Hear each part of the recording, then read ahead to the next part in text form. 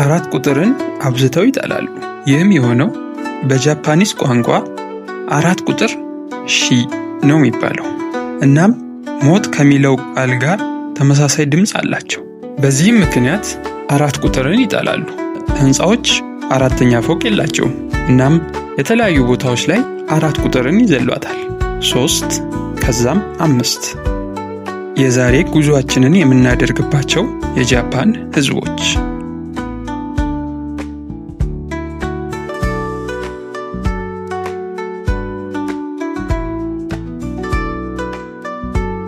የፀሐይ መውጫ ምድር ይሏታል። ባንዲራዋም ይህን ያመለክታል። በነጭ መደብ ላይ ክብ ቀይ ቃል ተደርጎበታል።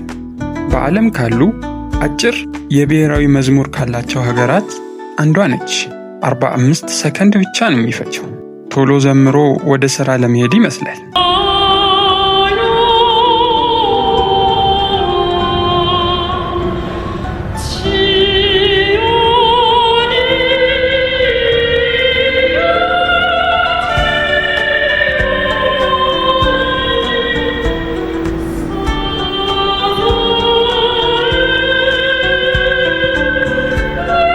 ጃፓን በኤዥያ የምትገኝ የደሴት ሀገር ናት።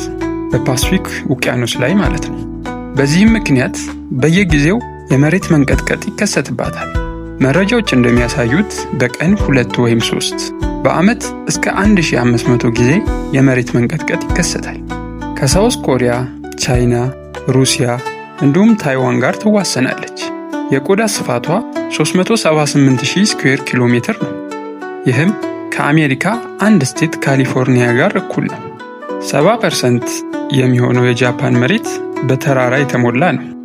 ታዋቂውና የብዙ ቱሪስት መስህብ የሆነው ማውንት ፉጂ አንዱ ነው። 123 ሚሊዮን በላይ ሕዝብ አላት። ይህም ከዓለም 12ኛ ያደርጋታል። በጣም ረጅም ዕድሜ የሚኖሩ ሕዝቦች ናቸው። ከአጠቃላይ የሕዝብ ብዛት ውስጥ 10% የሚሆኑት ዕድሜያቸው 80 እና ከዛ በላይ ነው። ይህም ማለት ጃፓን ውስጥ ካሉ 10 ሰዎች 1 ወይም 2ቱ ዕድሜያቸው ከ80 በላይ ነው ማለት ነው። አሁን ላይ የጃፓን መንግስት የወጣቱን ቁጥር ለመጨመር ሲል ልጆች ለሚወልዱ ሴቶች ቤቢ ቦነስ መስጠት ጀምሯል። ማለትም አንዲት ሴት እንደወለደች 420,000 የን ማለትም 2800 የአሜሪካ ዶላር በስጦታ እንዲሁም ልጁ 3 ዓመት እስኪሞላው ድረስ በየወሩ $100 ይበረከትላቸዋል።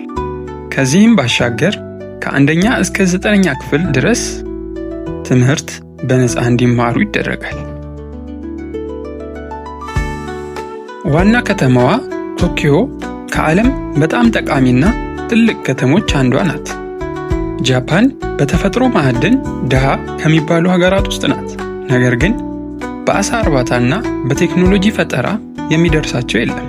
ታዋቂዎቹ ሶኒ፣ ሆንዳ፣ ቶዮታ፣ ኒሳን ከብዙዎቹ ጥቂቶቹ ናቸው። ዲሞክራቲክ የሆነ የፓርላመንት ሲስተም አላቸው። የሚመሩትም በጠቅላይ ሚኒስተር ሺጌሩ ኢሺባ ነው።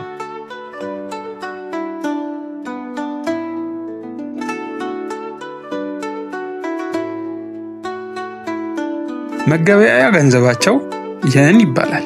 ይህም ከአሜሪካ ዶላር ጋር ሲነጻጸር ዝቅ ያለ ነው። አንድ የአሜሪካ ዶላር 150 የን ነው የሚመነዘረው። አረ እንደውም ከኛ የኢትዮጵያ ብር ራሱ በ2 ሳንቲም ያንሳል። ይሁን እንጂ ከዓለም 3ኛ እንዲሁም ደግሞ ከኤዥያ 2ኛ ሀብታም ሀገር ናት ከቻይና በመቀጠል። የሚጠቀሙት የራሳቸው ቋንቋ ነው፣ ጃፓኒስ። ከ15 እስከ 25% የሚሆኑት ደግሞ ለመግባቢያ ያህል እንግሊዝኛ ይናገራሉ። አብዛኛው ህዝቧ የሺንቶይዝም እና የቡድሂዝም እምነት ተከታይ ነው።